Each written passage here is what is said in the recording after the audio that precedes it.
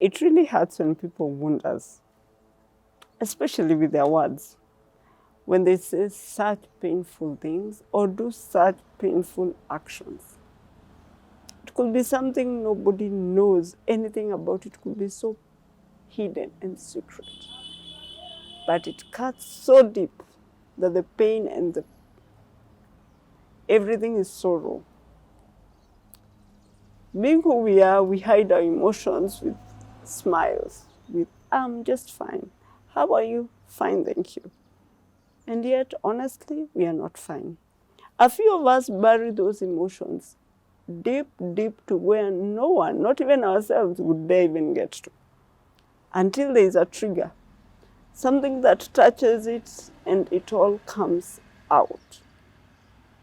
Then we have to deal with outbursts of anger or silence that is just a bit too awkward, or emotions that are even hard to express, like some sort of awkwardness. And we wonder, what's going on? Why don't I feel lively? Why don't I feel like moving on?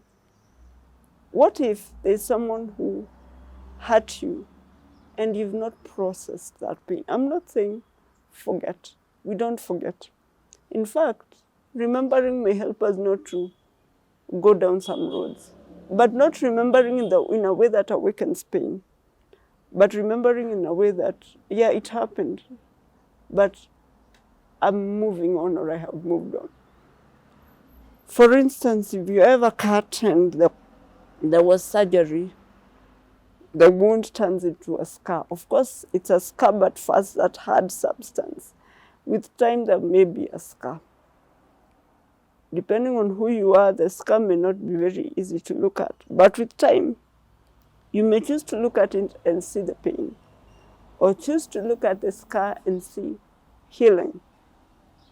What do you see when you look at your emotional scars, your spiritual scars, your psychological scars, your physical scars?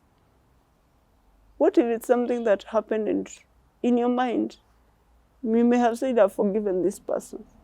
But if you're really honest with yourself, you really didn't let them go.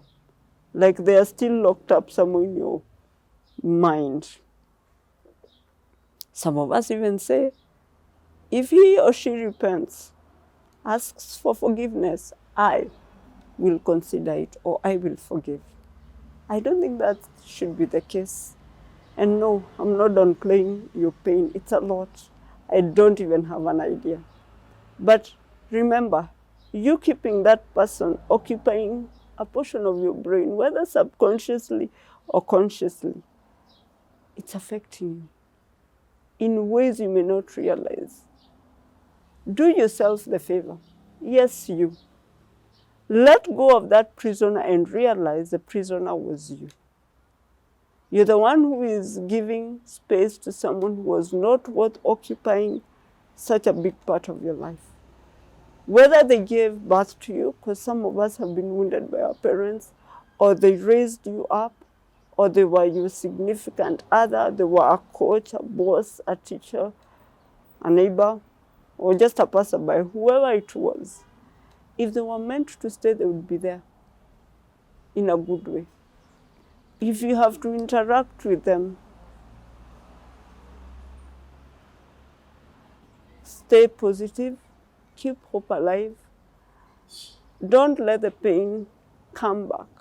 Yes, it is very inconvenient sometimes, but what if you may release that pain and ask God to help you? Forgive for your own sake, that you may be free to move on with this life, that you may be free to run along. It's not easy, it's a process, yes, but at the end of it, you do yourself the favor. Even simply the Lord's Prayer says, forgive us as we forgive those who've wronged us. I'm not saying you go back and be the closest of friends, no.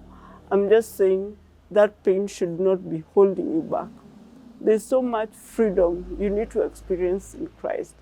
So let go of that pain. Let the Lord heal you. You can make it. Always. Thank you.